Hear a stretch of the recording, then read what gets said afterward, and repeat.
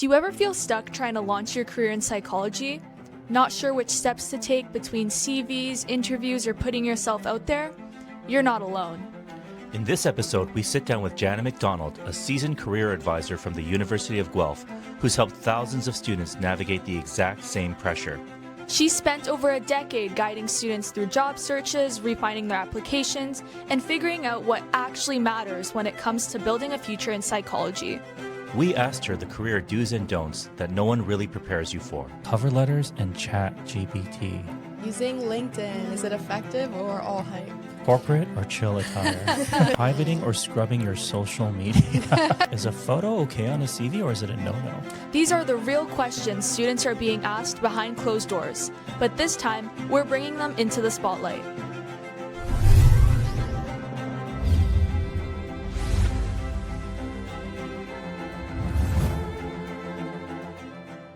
I'm Dr. Lee. And I'm Marley. And welcome to the Enriched Mindset Podcast. Today we have Jana McDonald, career advisor from the University of Guelph. Jana, how are you today? I'm doing great, thank you. Awesome. How was your drive here? Not bad, actually, Okay. for a Friday afternoon. You never know who's going to be hitting that highway early, so yeah, it went well. Well, it's wonderful to have you here. We really appreciate you coming down to the office today. My pleasure. Yeah, so we start these podcasts with a bit of humor, and today we're going to play a little game called Quit and Tell. So these are jobs people walked away from or quit or got fired from, and the very specific reason why. And your job is to guess the profession. Oh boy. Okay. This sounds interesting. All right. Okay, are you ready? I'm ready. They couldn't take the feedback. I couldn't take the feedback. I don't know. A sound engineer. The next one is the job was too shocking. Electrician. Yes. Yes. I got one. And then we have the job was too draining. Plumber. Pool maintenance. Well, that's Oh, close. I was close. And finally, didn't have the right qualifications. The right qualifications? Qualifications. Voila. Yes. Veterinarian. Any job in Australia. Okay. All right, Jana. Well, with that, just want to welcome you again to the podcast. Your dedication to students in particular has been really inspiring, and that's kind of how we connected on LinkedIn. I just kind of saw how active you were in promoting students. I've seen you on YouTube as well, and you've also talked specifically with psychology students, and I think this conversation is going to be really meaningful and really useful for our audience. Yeah, my pleasure. I'm happy to be here. And I do love working with psychology students. Yeah. All right. So maybe we can start with our first question.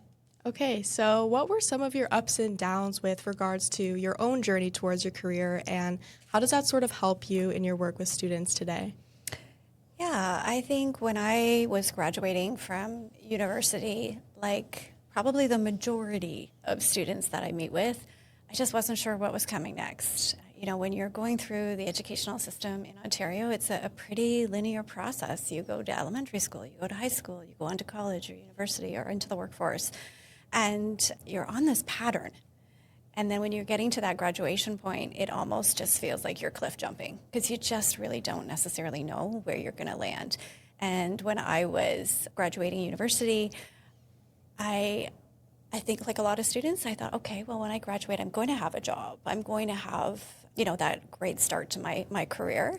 And when I graduated, I did not have a job yet. And so I relate to a lot of the students that are feeling that space of uncertainty. And myself, I had always been kind of interested in a legal career. And so while I was at university, I was volunteering in a legal support clinic that student peers run. And I had been applying to jobs, but nothing came through. And I ended up going and volunteering at the criminal courthouse in Hamilton at the time. And as part of the volunteer role I was doing, I had an opportunity, kind of a little privilege with it, to sit in on court cases so I could get a better idea of what it actually is like to sit in a courtroom. And you know, what it's like to be that lawyer and to actually see it in action. And so while I was there and doing that, the court case that I was sitting in on was a case where it was an abuse case against children. And in that moment, I just realized I'm out. I can't go to work every day and do that for a living because I just would have taken it home with me every night. Even just sitting in the courtroom, I was really upset after doing it. And as much as that was, I'm going to say a down, because I was like, okay, what am I going to do now? Like, I was always kind of thinking I'd go down that pathway. It was also an up, though, because I was able to kind of take that idea off the table and start looking at, okay, what comes next? And I really relate to a lot of students when they're feeling that uncertainty, when they're feeling like they've made a move forward and now they're going like 10 steps back. And so I kind of normalize some of that when I'm working with students. And of course, there's also ups. You know, I did interview for jobs, and eventually I did get a job that I was really happy getting. But it took a little time. It took time to get there. Can you tell our audience, I guess, a bit about what you're doing at the university in your position and why you're so passionate about helping people? Yeah, so at the university, I am a career advisor, and so I work with students really, truly on anything career related. So that could be, support with their application materials. It could be, they're nervous about interviews, so we set up some mock interviews.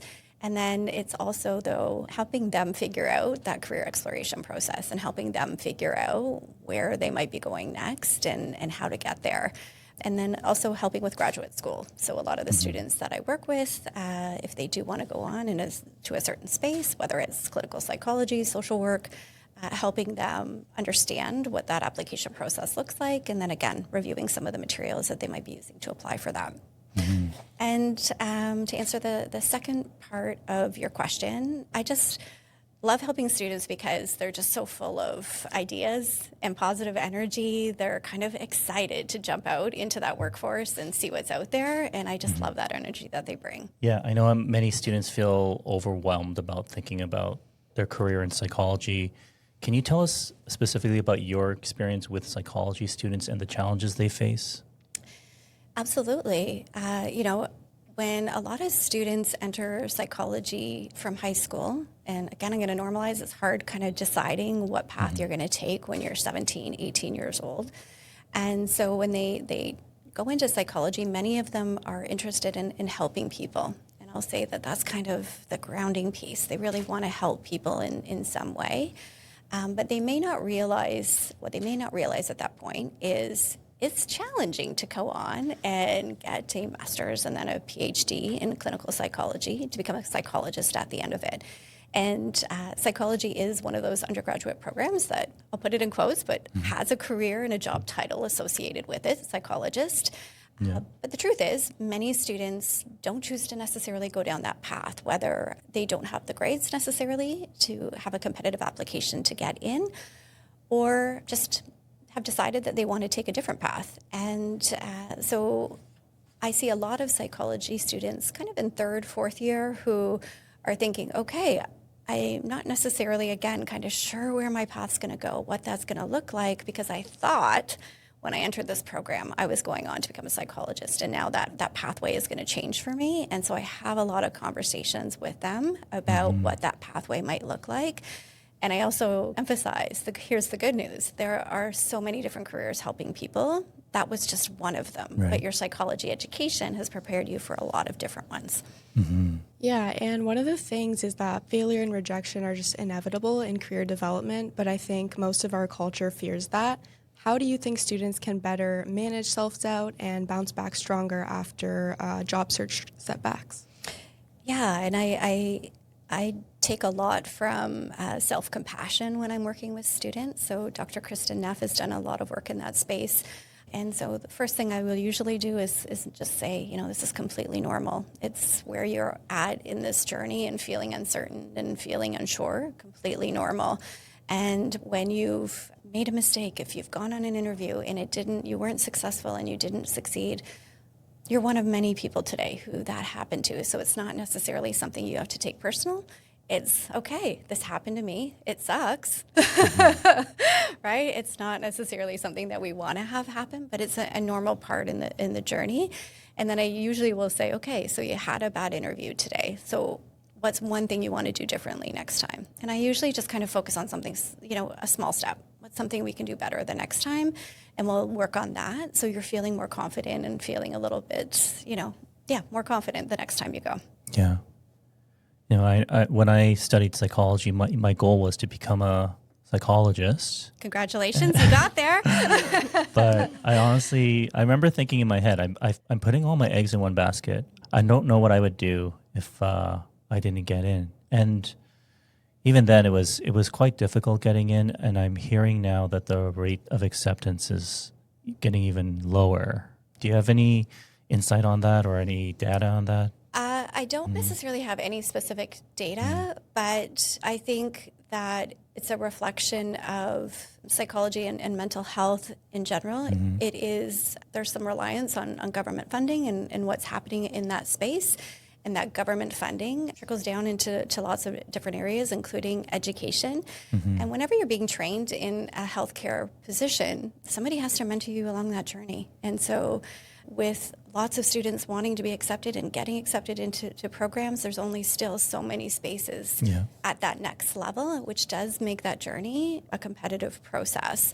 But again, I kind of reiterate, there's other options too. Yeah. And even if you're not necessarily becoming a psychologist at the end of it, there is just as equally a career that you can feel fulfilled in and can feel like you're making that contribution in the way that you want to make it. Yeah, no, because I went to the University of Waterloo. There were maybe 5 or 6 clinical psychology faculty. They're not always taking on students each year. So you have a handful. In my year, we had 4 students. So, and probably 300 applicants. It just, the math doesn't seem to make sense. But I think, like, since I've graduated, there's a new college of psychotherapy in Ontario. And I think, I think there's pros and cons to that, but there's quite a number of psychotherapists that graduate every year. There's still a very small number of psychologists that you get every year. So it's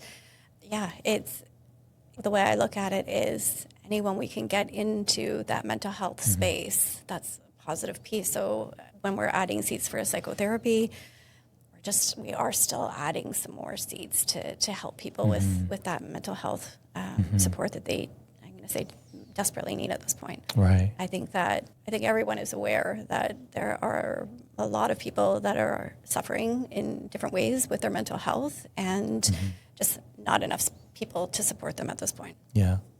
Now, how important is hands-on experience in psychology? And what if your school doesn't have a co-op program? Yeah, so hands-on experience is always going to help you. Really doesn't matter if it's psychology or what the major is that you've chosen. It's always going to help you. But yeah, psychology's co-op is one way of getting that practical experience, but there's so much more than that as well. To kind of go back to, though, what you asked me at the beginning around one of the challenges psychology students face, I think a lot of them hope and aspire to work directly with a psychologist and get that experience. The truth is, though, as an undergraduate student, you're often not able to go sit in on a counseling session or a therapy session that someone's having. Obviously, we have confidentiality and privacy and ethics around what that looks like. And so I think a lot of psychology students don't actually realize that there's not necessarily a lot of those opportunities. That said, pretty much I think every university has some kind of peer helper support system available. I know at our university we have our wellness center that runs a student support system. So kind of that front line, if someone's having some challenges, whether it's they have an addiction issue, whether it's they're having trouble studying for exams, whether it's just feeling some anxiety about an upcoming job interview, they can go in and meet with one of the peers on the team and get some support. And so that kind of opportunity is open to any psychology student. So, it doesn't necessarily have to be a work experience. I like to emphasize that.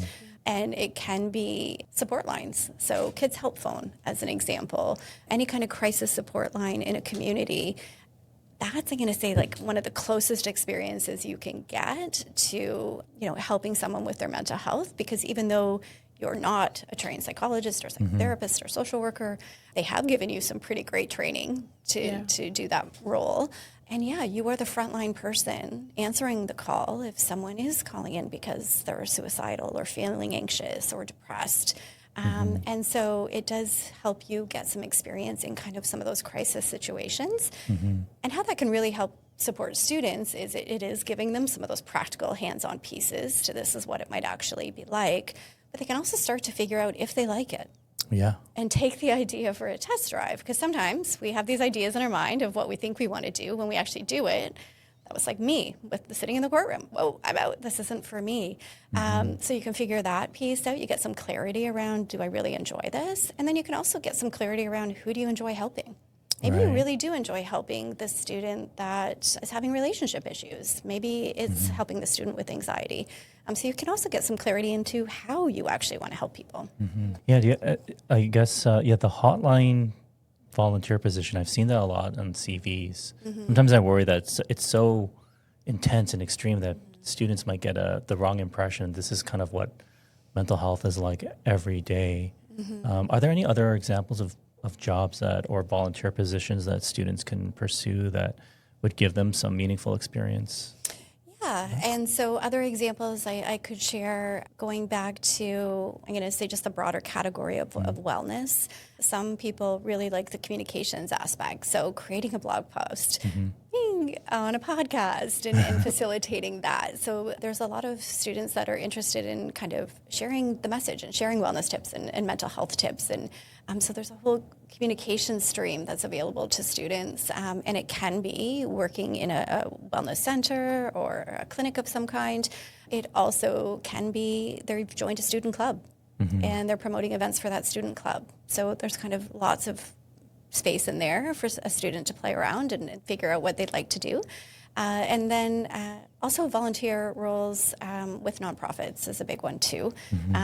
Big Brothers, Big Sisters would be a good example. They have opportunities for students to facilitate after-school clubs at different schools on, could be something specific like working with girls and confidence building. It also could be being a big sister or a big brother to a student, a younger student that's looking for some mentorship, looking for some support. Yeah, so there's lots out there. I always go back to, how do you see yourself helping people? What does that look like? Bring that idea to life, and then depending on what they say, there's usually going to be something out there for everyone. You've talked about the importance of serendipitous moments in career development. I kind of see that too, like with the intersection between effort and luck and chance. And sometimes if you're consistently putting yourself out there, then you're more susceptible to having luck play a role. But can you talk about examples of where students have found career opportunities in the most unexpected places? Yeah, I have, let me think on that for a second. I have a good story to share. This was happening, this one student I was working with, this was during COVID, so of course it was all online. And she was scrolling on social media, imagine that, as students tend to do. And it came out that this mental health organization was doing a contest, and they were asking university students to share a tip or support on anything kind of mental health related. And so this student entered the contest. It was kind of a fun promo contest, and she entered it, and she just shared a tip on mental health and how students can, during COVID, some support for what that looked like. And to her surprise, she actually got chosen and won the contest. And she was kind of laughing with me because she's like, honestly, I didn't put that much effort into it. I was just scrolling, and next thing you know, I've won this contest. And, that would have been a cool enough experience. But through that, a few months later, that organization actually had a job posting. And they reached out to her and said, you know what, we really think you should apply. We enjoyed chatting with you. You put yourself out there and made this post and made this suggestion on our social media feed, and she ended up getting the job. And I can guarantee you, when she was like, just again, we can all see this image of just kind of sitting there on her couch and scrolling social media. She never imagined a job opportunity would come out of that. And so sometimes you just lean in sometimes when an opportunity comes your way and just kind of see what happens. Yeah.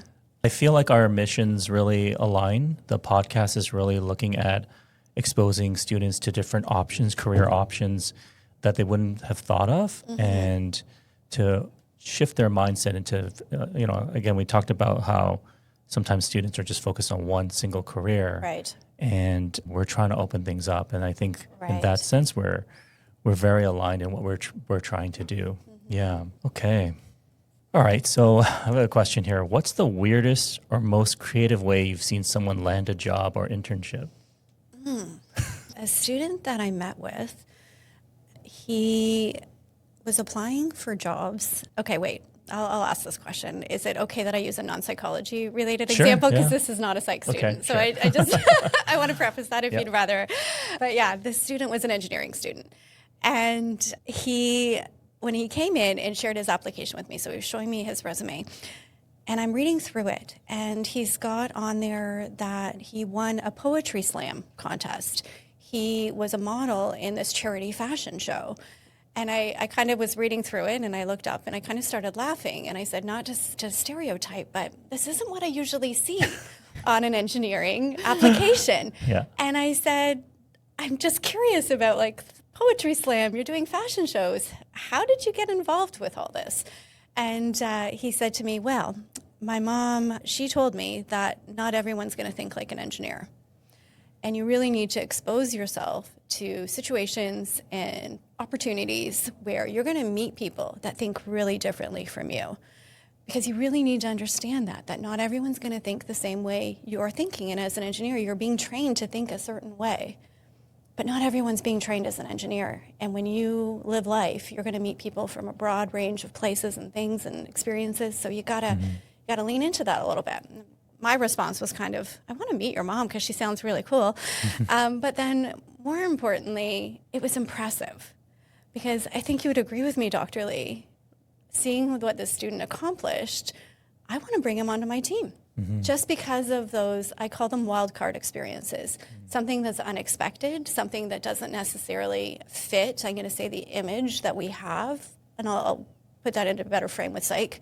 You know, if you're doing something that's not necessarily all about just helping people, if you have a sports team, if you join the chess club, you've got something else that you're able to bring into your application that is going to be different and unique from what everyone else is bringing. Yeah. And that's what this engineering student had to offer.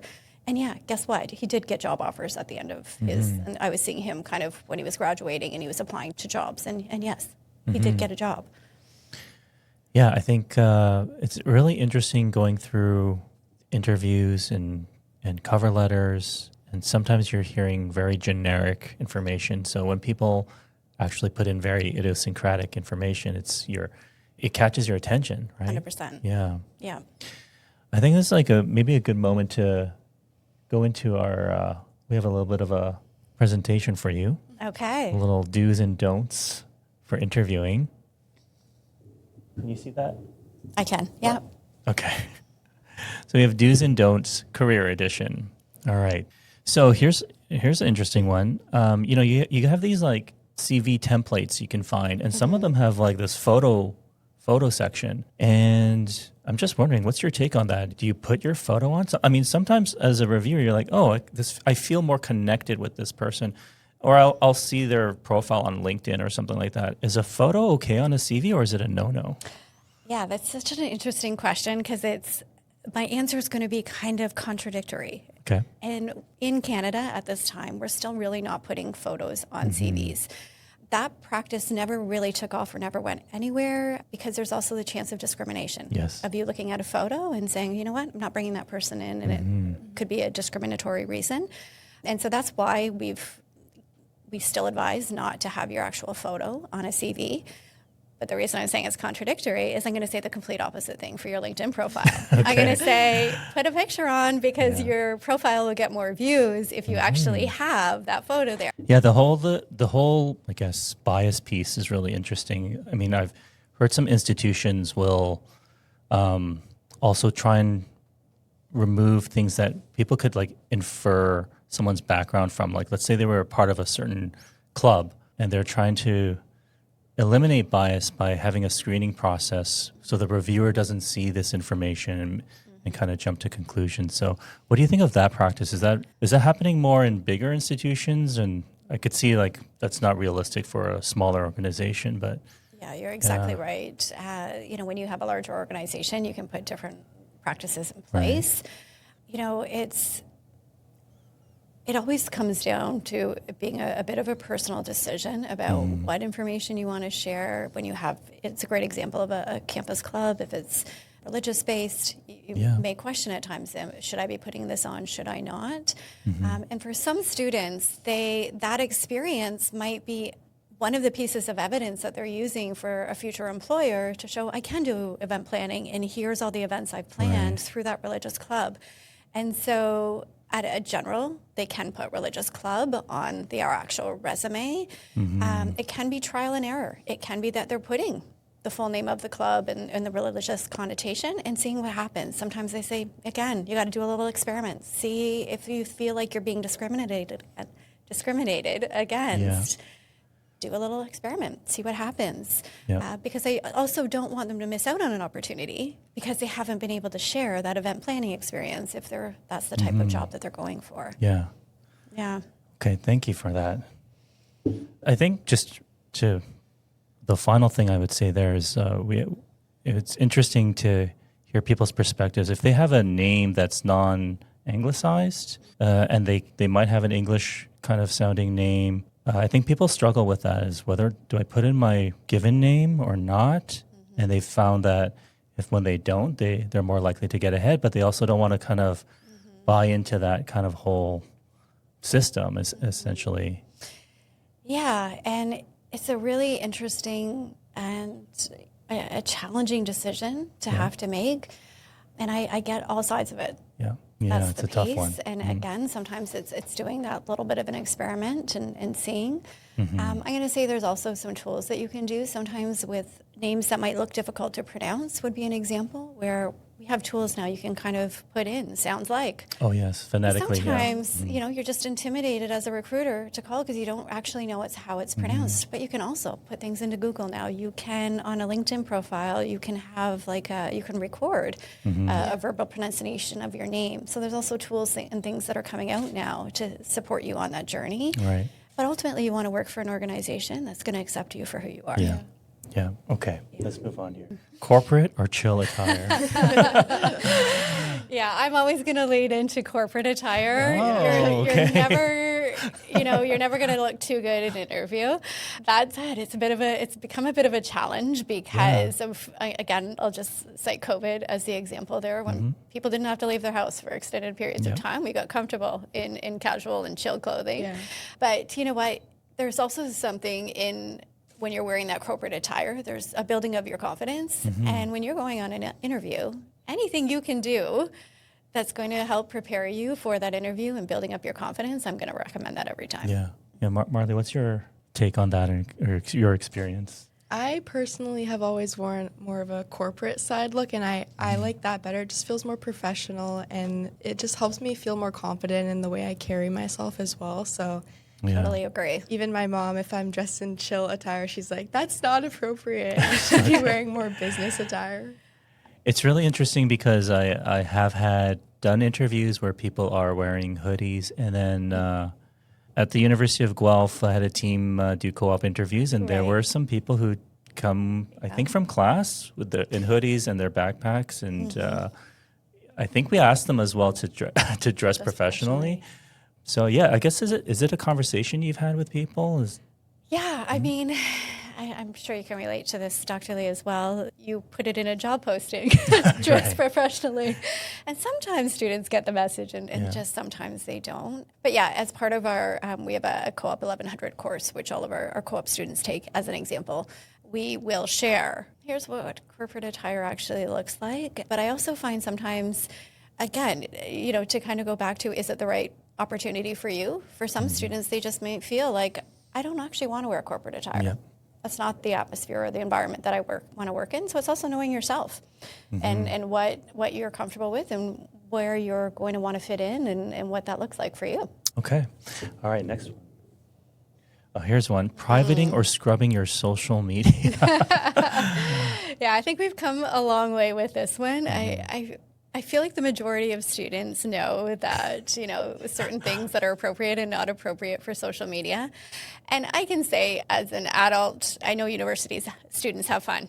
And I would never want to take that away from your experience. But I look at it a different way a little bit now, as much as you can privatize your social media or scrub it of content you don't want a potential employer to see. Social media is this huge opportunity for students as well that when I was a university student, I never had the opportunity to share things that I care about, issues facing the world, with the world. And students have that opportunity now. So when they're building evidence for an employer of, I want to work in mental health, they can use their social media as a way of doing that and providing evidence to a future employer to say, here's a mental health tip during exams. I'm a psychology student and I want to be able to support students in that way. They can do that on their own personal profile, which is fabulous. It's an opportunity as much as it is something to be cautious of. We still want to post appropriate things, but it's an opportunity. Yeah, at our practice where we encourage students to post on LinkedIn as much as possible, what they're doing in part of the practice and even outside of it, as long as it's obviously highlighting their professional experience. So, yeah. Yeah, and you're absolutely right. And I encourage students to take information and content that they already have. Yeah. So if you wrote a paper for a class, is there a short post that you can make on LinkedIn that you've kind of already done that writing and the research and have those tips? Use what you already have. Yeah. Yeah. Okay, now next, cover letters and ChatGPT. Yeah, so this is a fascinating one. We have peer helpers at our Cooperative Education and Career Services Experiential Learning Hub that I work out of. And we, as part of the interview process and the hiring process and the application process, they write a cover letter, they write a resume. And our peer helper coordinator, this was a couple of years ago now, she was like, I can see exactly the 10 of the 40 applications that I received that they used ChatGPT because the formula's there. And so we strongly caution students not to let it write the entire cover letter for you. I've also, when I was experimenting with it a little bit, like it was inventing experiences, not true, like they'd never actually done it. And so that said, ChatGPT can be helpful. Here's a couple of examples with students. Sometimes students really like to write. And they're like, what do you mean it only can be a page for that cover letter? And so if you've written a cover letter and it's, a page and a quarter, that's okay to put into ChatGPT and say, I need to condense this to one page. Do you have any recommendations for how I can shorten it? Because that's going to still be your writing. It's still your content. It's maybe supporting you in figuring out what line maybe should I eliminate. Yeah. That's a very different use of ChatGPT, but a very useful use. So there is kind of space to use AI in your application process, but not to create the content. Exactly, yeah. Yeah, I mean, I get maybe 2 or 3 emails a day from people who are interested in working in the practice, and you can kind of see, you can tell they've taken stuff on the website and put it into chat because you're getting the same phrases. Yes. One giveaway for me is like the word behavior is spelt the American way. Oh, yeah. Yeah, that's a good one. Yeah. One other thing that I guess relate to cover letters is, I've had students kind of self-disclose about mental health struggles, and at times it's very compelling, the stories of resilience, but at other times it's a little bit too much information, and there isn't a real kind of, I guess, a hero story at the end. It's just kind of like letting me know that they're struggling. So do you have any advice for students on how to make a cover letter personal, but maybe not too personal? Yeah, and that's, again, kind of a particular concern I definitely will see with psychology students. That happens a lot, too, with personal statements to graduate programs. Okay, yeah. Because they're trying to share their unique story, and so their own personal story for a personal statement, and it takes it too far. And so one lens is to have your materials reviewed by can be a professional such as myself. You can take advantage of an employment service, whether it's a Government of Ontario funded one or one available at your university or college, depending on where you're listening from, to have a professional review it, to kind of let you know, you're crossing a line here, but also just even sharing with a friend. Would you be comfortable sharing this in a more professional environment? And sometimes we're so close to the issue or our personal journey that it's normal to us. but it's a little off-putting for someone to read. Yeah. And so having someone else take a second pair of eyes to that document to say, have I gone too far? Because I will also say there is a place to share your own personal stories, and you want to be able to, again, kind of show that uniqueness in your application. We want to share context sometimes, not personal, real deep details. Mm-hmm. Marley, you want to read the other next few? Yes, 1 or 2 page resumes. Oh, I love this one. So yeah, we see this quite a bit. I'm seeing this a lot on like influencers pages saying, oh, 1 page resume, 1 page resume. I see a lot of student resumes, and I'm proud to say a lot of the students that I work with are fabulous, and they have amassed exceptional academic experience. And actually, no, I'll rephrase that. They have intentionally targeted a paper, or they've done a group project on an issue that they want to contribute to for a job. And so they've got evidence in their education of that essay that they want to share. Here's the research report I did. Here's the here's the research I was doing. So they're sharing that. They have maybe done a co-op placement with Dr. Lee. And so they've highlighted this fabulous job opportunity on their resume.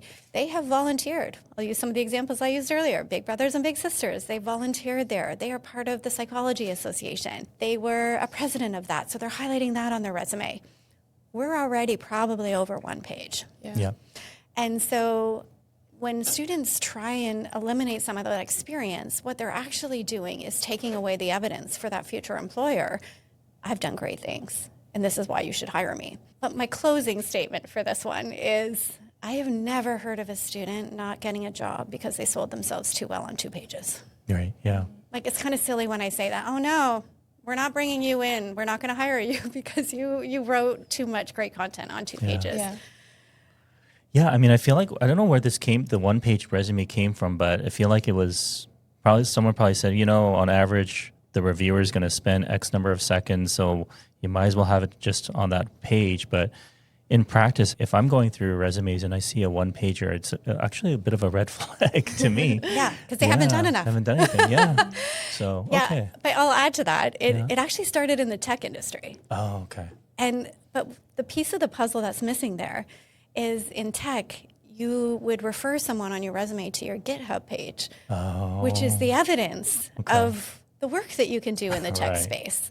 Yes. So Interesting. yes, it's 1 page, but it's because they referred you to something else. Okay, Yeah. that's good to know.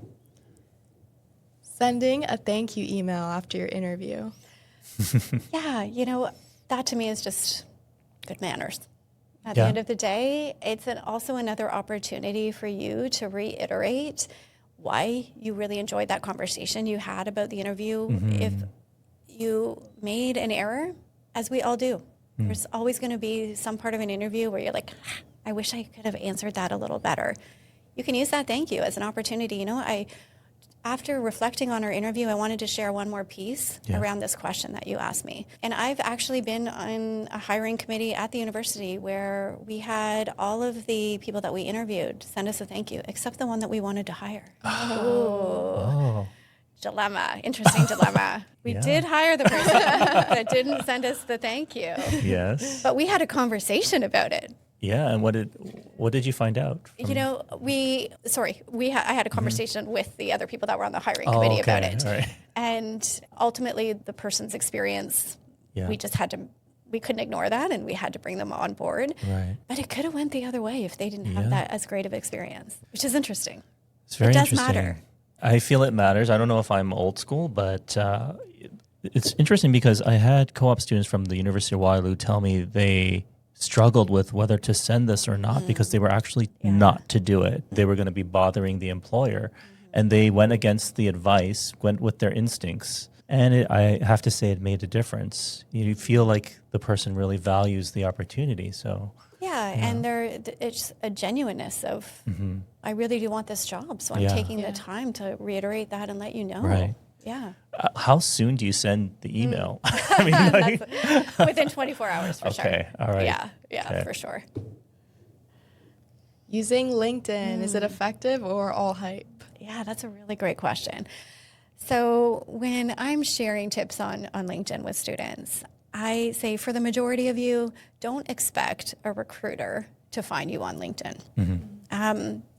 And that's simply because as a graduating university student, congratulations.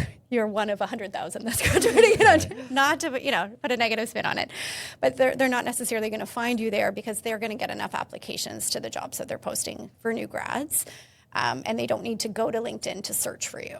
That's kind of the moral of that story.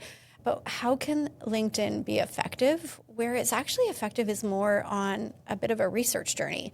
So if you're thinking about a certain career path, you can search your university on LinkedIn, get your, in this case, it would be University of Guelph. You're pulling up that page that the University of Guelph has. There's an alumni tab on that.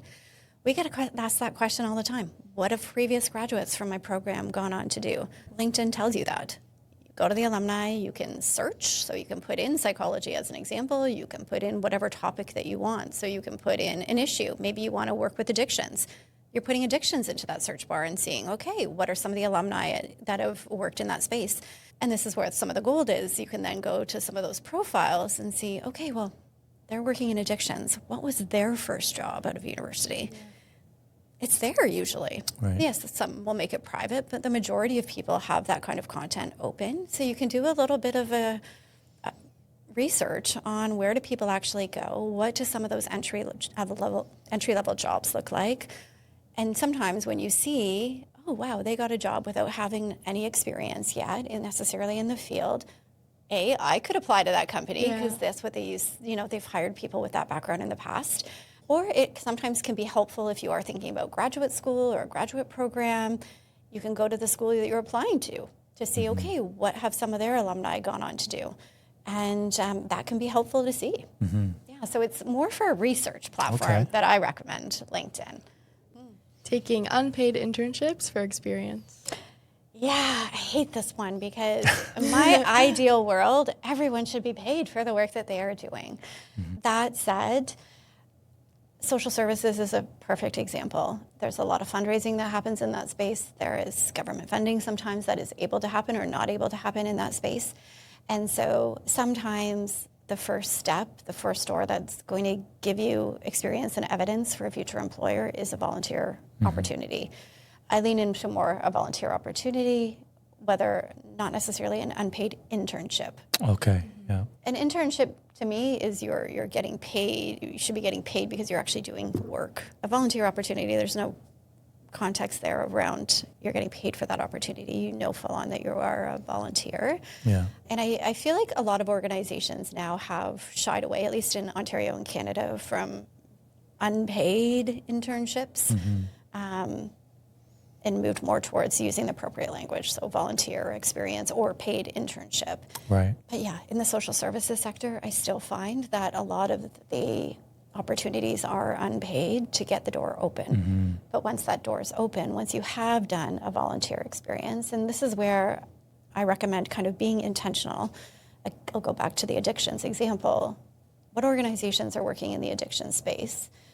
What is any opportunity that you can get to start to gather some experience in addictions, but also in the back of your mind knowing, what do I want to develop in? What are some of the skills that I want to get? And then targeting strategically volunteer roles that might help you build some of those experiences. So yes, you are being kind and donating your time to that organization, but you are also getting the experience or the opportunity to learn and grow that you need to. Yeah. Can you talk about maybe some of the funding models or opportunities that employers can take advantage of to hire students? Yeah, I'm not necessarily an expert in that space. We have job developers that they do that liaison with our employers on a regular basis about those opportunities. But yes, there are opportunities through the federal government that you can absolutely be looking into around. They will help to pay part of the salary of a student. And so being able to say to a potential employer, sometimes, again, if we want to work in that addiction space and saying, are you aware that this program exists where you can get some federal funding to hire a student for the summer? Some employers aren't aware of that. They don't know that. And so I think we all agree, if the government is going to give us some free money to hire someone, we're going to Yeah. take advantage of that. And so it's just another tool in the toolbox to try and open a door Right. that might otherwise to not be able to open. What are your thoughts on attending career fairs? Yeah, good question. I really do feel like students should take advantage of any opportunity to have career conversations. Okay. Second last one here. Using humor in an interview. Yeah. Making jokes. Read the room. Yeah. Yeah, true. I will say that. I am someone who will always enjoy a good laugh in a good conversation. So I'm totally open to humor. I have been part of hiring committees where they're by the book. And what I mean by that is each candidate is asked the exact same question, and we're not deviating from those questions. And so in that situation, when it's kind of, I'm going to say, a rigid process, there sometimes isn't necessarily a lot of space for humor. So read the room. Yeah. Yeah. This is our last one here. Lastly, the tell me about yourself interview question. Yeah. So with that one, I look at share what are your 2 top experiences that really truly sell you for the role, because it's your one opportunity to kind of lead that conversation and share with them something you really do want them to know. So what's your 2 best experiences? But then the third thing is a wild card. So it just could be a random fact about you. It could be, you won a poetry slam, to go back to that example. Just one wild card experience that's going to maybe, again, be a little bit unique to you that no other candidate could actually say or share. Yeah. Okay, so maybe we can move on to some of our other questions. Do you have like a number one piece of advice for students to jump out of their comfort zones when it comes to their careers?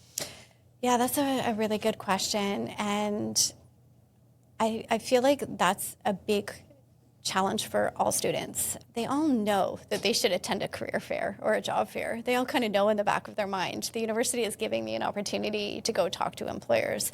But the truth is, not every student will take advantage of that. And a big piece of that is it's stretching their comfort zone. It's making them do something that they might be a little bit apprehensive about because they don't know what that conversation is going to look like, what it's going to entail. And so I always kind of will walk through that situation with the student, but to say, what's 15% of a stretch?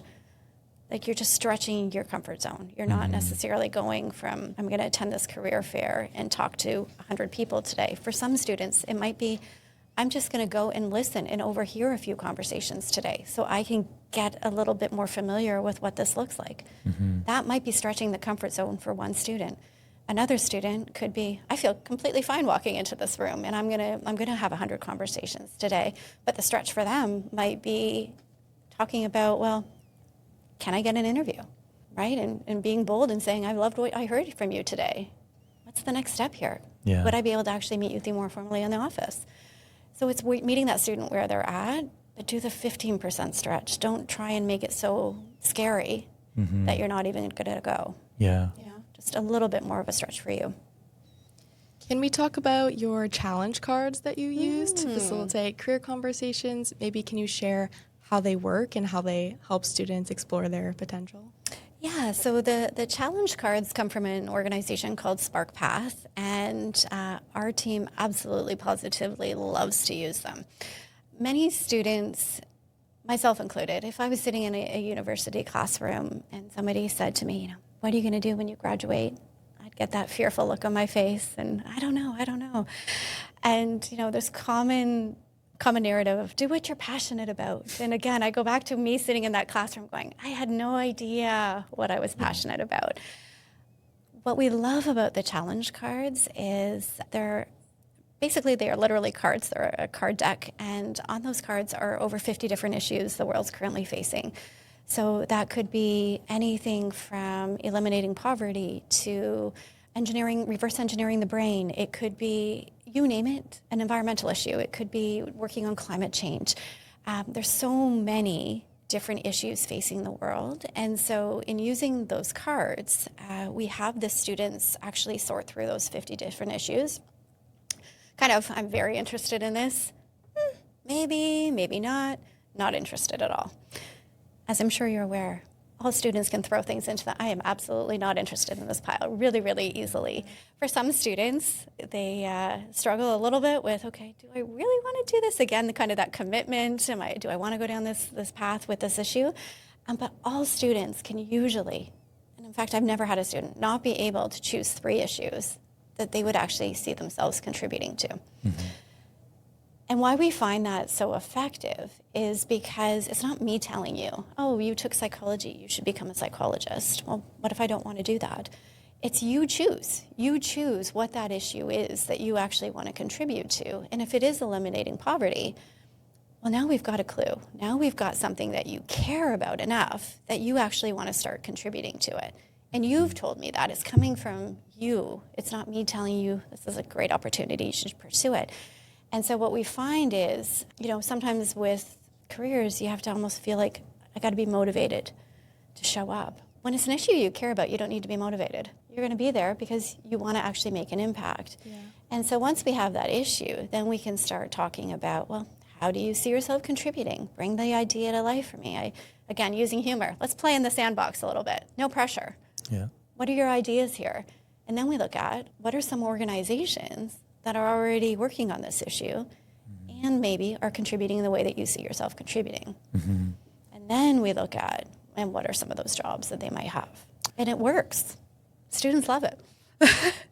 Yeah, I mean, I guess like knowing yourself really well is going to be a huge time saver if you can like identify the values that you have that can direct you to the right kind of occupation or career. I'm a introverted person. And then Marley, are you an introvert? Okay. Speaking on a podcast. Yeah. I know. What are we doing here? Are you stretching your comfort zone? Yeah, I think we're doing that.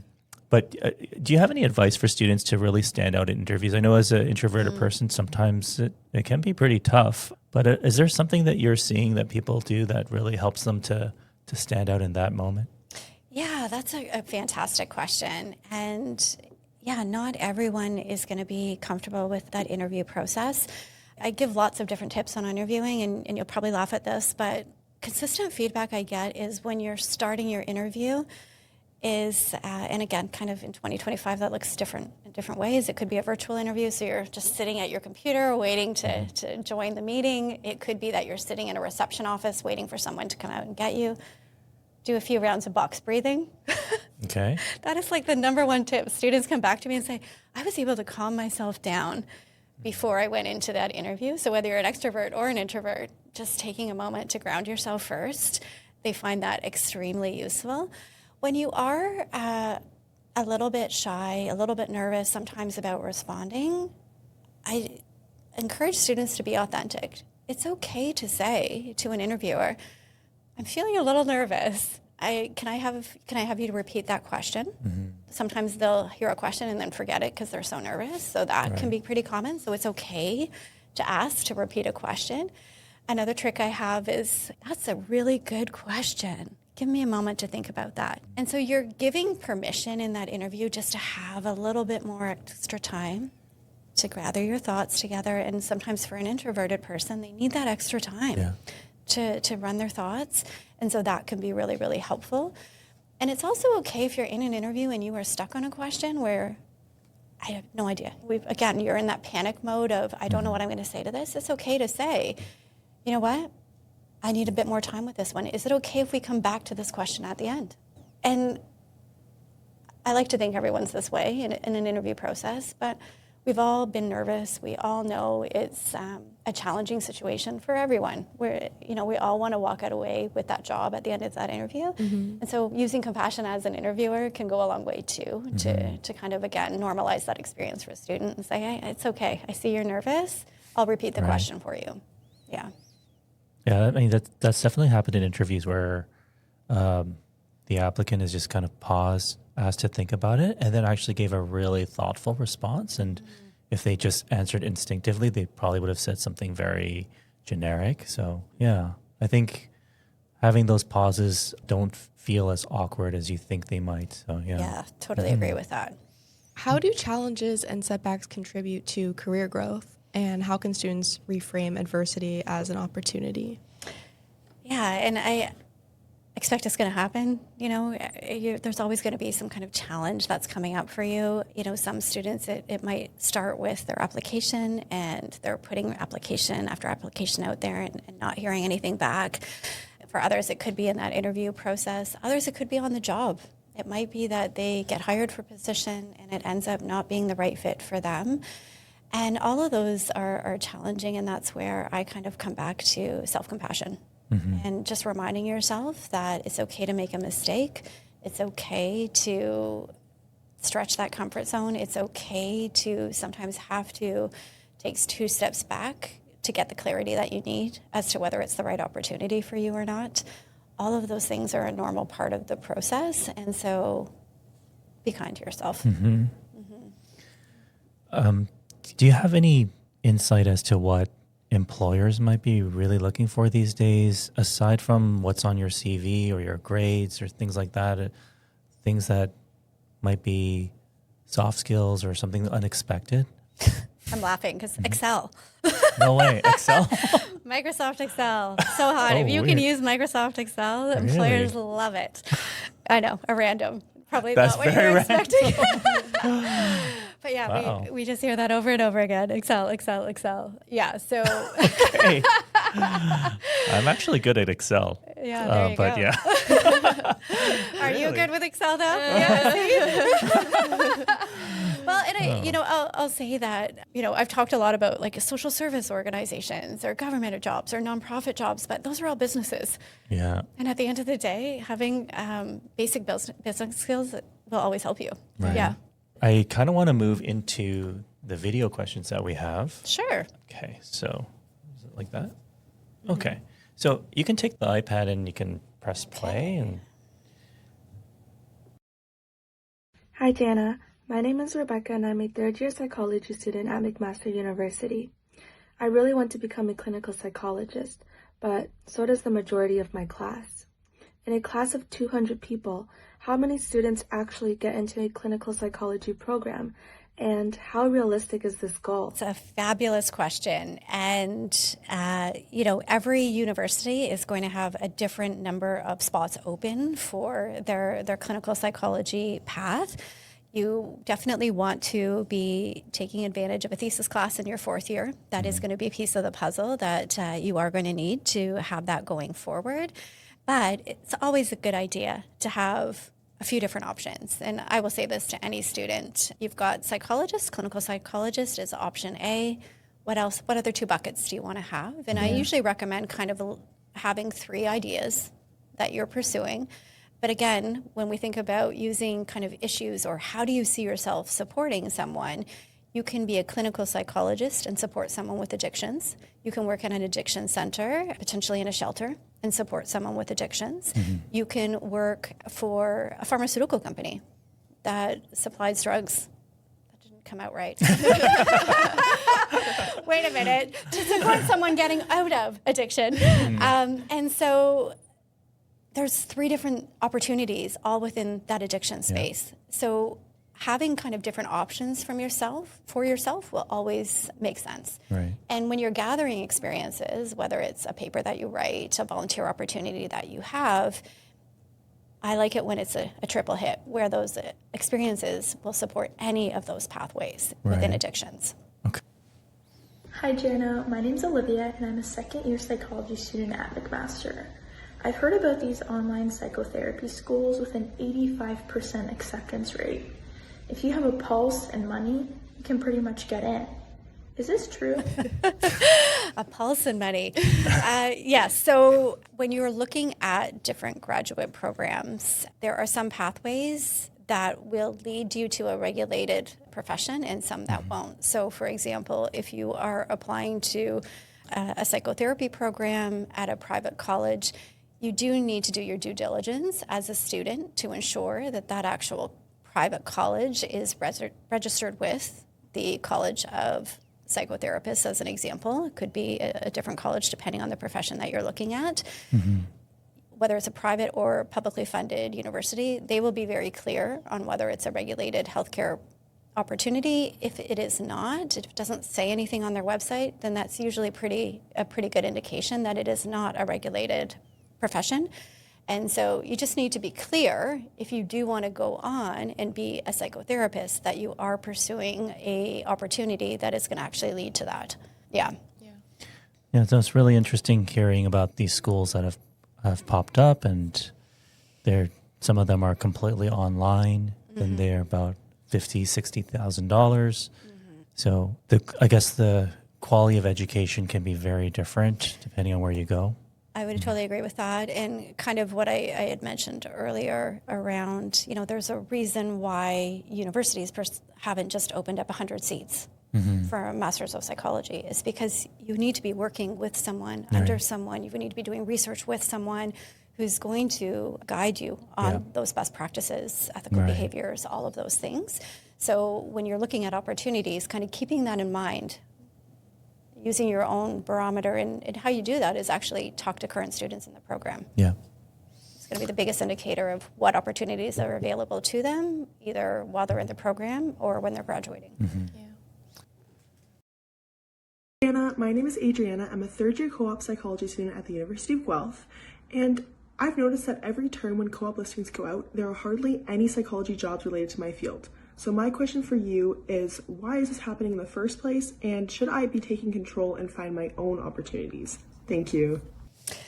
Yeah, psychology opportunities within a co-op program. And I think I had mentioned that earlier. In their minds, in students' minds, they're like, I want to work with a psychologist. I want to have that patient interaction, and that's not necessarily going to be available to them. And so that's where you're expanding out. And yes, absolutely, you can be looking at your own opportunities. So every university wants students. I'll use that addictions example again. If you know you want to work in addictions and you are applying to different organizations and doing a little bit of cold emailing or cold contacting people on LinkedIn to say, do you have this opportunity? Or can I talk to you about a co-op opportunity? There's room for both. You want to be using the website at your university and applying to roles that are there, but you also want to be going out and doing things on your own. And I'm also going to add to that every university job board, there's an opportunity for employers to take a look at, do we hire any co-op students?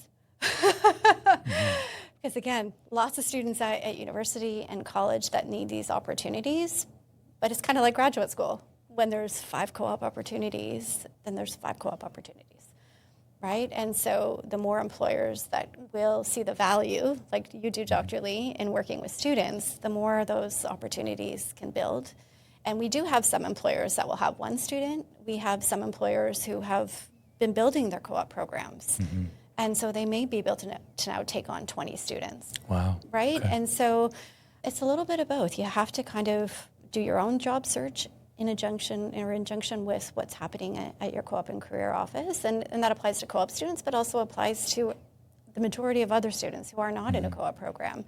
Taking control of your own journey and being intentional about the organizations that align with how you see yourself helping other people. Yeah. At A Rich Mindset, we're really interested in our guests' perspective on the relationship between money and happiness. You're working, helping students kind of further their careers. Money is a big part of that decision. What do you, I guess personally, what do you think is the relationship between money and happiness? Yeah, it's a fantastic question, Dr. Lee. And I feel like, when you're thinking about a career, it's 2025 and rent is high for students right now. Food costs are high. You do need to be making money. And as much as the career that you're choosing, the salary is not going to be something that fulfills you. Be clear on that again. The salary piece isn't going to fulfill you, but it can take away some of your stress and worry if you have money coming in. I think we would all agree with that. So happiness and money, there was a research study done several years ago now, but kind of the benchmark was around $70,000, having a salary of that. Once you've made that, some of the worries that you might have around paying rent and food, you can meet those costs. I probably added a couple thousand to it, maybe 10,000, maybe 20,000 now, and because it's been a decade old potentially at this point. But once you've done that, there's no going to be additional happiness being brought to you if you're making $100,000, $1 million. That's not going to influence your happiness at all. But doing something that you find rewarding, that will always fulfill you. Yeah. Yeah. Where can we find out more about what you're doing? Yeah, I'll definitely direct you to LinkedIn. So yeah, I'm always sharing resources and tips for students on LinkedIn. Obviously, I work at the University of Guelph, so U of G students and alumni can definitely reach out to me there. But I encourage anyone that's listening to this podcast to reach out to their university or college career center. There's always going to be support available. And it's free. But there's also Employment Ontario opportunities too. So if someone's listening outside of a university or college program, they can certainly be looking into Employment Ontario opportunities for support as well. Awesome. I think it's fabulous that the university has someone like you supporting students and psychology students in particular. Thank you so much again for coming on the podcast. It's been such an amazing, insightful conversation. We really appreciate you taking the time to join us. Thank you for having me. And to our listeners, thank you for tuning in. If you enjoyed this episode, be sure to follow the Enriched Mindset podcast so you never miss out.